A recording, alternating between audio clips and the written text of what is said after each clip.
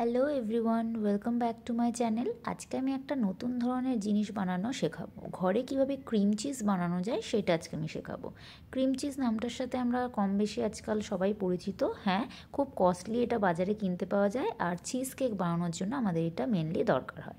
তার জন্য কি লাগছে আমি বলে দিচ্ছি। প্রথমেই 1 litre Amul full fat milk নেব।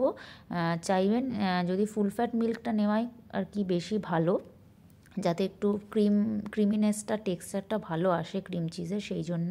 আর আমাদের লাগছে 1 কাপ মতো Amul fresh cream, just creamy টেক্সচারটাকে আমাদের আর ফ্যাট কন্টেন্টটাকে বাড়ানোর জন্য এটা আমাদের দরকার। তো দুধের মধ্যে ওই 1 কাপ ফ্রেশ ক্রিম দিয়ে অ্যাড করে দিয়ে এটা আমি গ্যাসে চাপিয়ে দিয়েছি।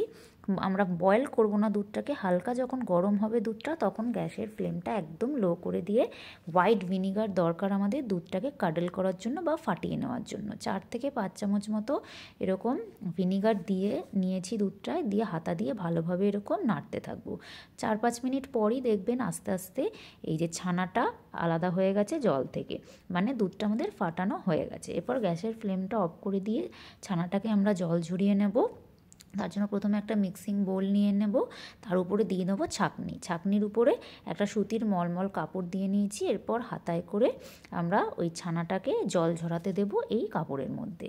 তো ছানাটাকে এরকম একটু একটু করে আমরা কাপড়ের মধ্যে নিয়ে নেব। কিন্তু আমাদের একটা কথা ভাবতে হবে যে এটা আমরা ক্রিম চিজ বানাচ্ছি, পনির নয়, সেই জন্য খুব বেশি কিন্তু নিগড়ানো যাবে না জলটা। এরকম ছানাটাকে কিছুটা নর্মাল ওয়াটার দিয়ে আমি কিছুটা ধুয়ে নেব, যাতে কোনো এক্সেস স্মেল এর মধ্যে না থাকে। দিয়ে 15 থেকে 20 মিনিট মতো রেস্টিং টাইমে রেখে দেবো, নিজে থেকে যাতে জলটা ঝরে যায়।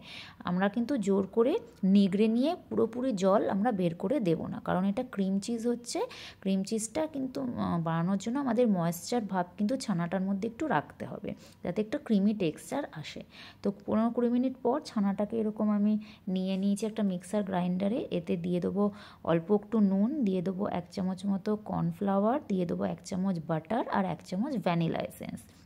যেহেতু এটা দিয়ে আমি চিজ কেক বানাবো ক্রিম চিজটা দিয়ে, তো এই জিনিসগুলো সব কিছু একসাথে দিয়ে খুব ভালোভাবে কিন্তু স্মুথ ক্রিমি টেক্সচার আসা অবধি আমাদের মিক্সার গ্রাইন্ডারে গ্রাইন্ড করে নিতে হবে। দেখতেই পাচ্ছেন কতটা স্মুথ আর একটা ক্রিমি টেক্সচার আমাদের চলে এসছে। তো এইভাবে ঘরে খুব সহজে কিন্তু ক্রিম চিজ বানিয়ে নেওয়া যায়। প্রায় 15 থেকে 20 দিন এটা ফ্রিজে স্টোর করেও কিন্তু রাখা যায়। একটা কথা আমাদের মনে রাখতে হবে যে দুধের মধ্যে যত পরিমাণ ফ্যাট কন্টেন্টটা বেশি থাকবে ততটাই কিন্তু আমাদের রিচ আর ক্রিমি এটা তৈরি হবে। ফ্রেশ ক্রিমটা কিন্তু অবশ্যই এতে আমাদের লাগবে দুধের মধ্যে, আর দুধটাও হতে হবে কিন্তু ফুল ফ্যাট মিল্ক। তো কেমন লাগলো এই রেসিপিটা অবশ্যই জানাবেন, আর বাড়িতে একবার ট্রাই করবেন। Thanks for watching.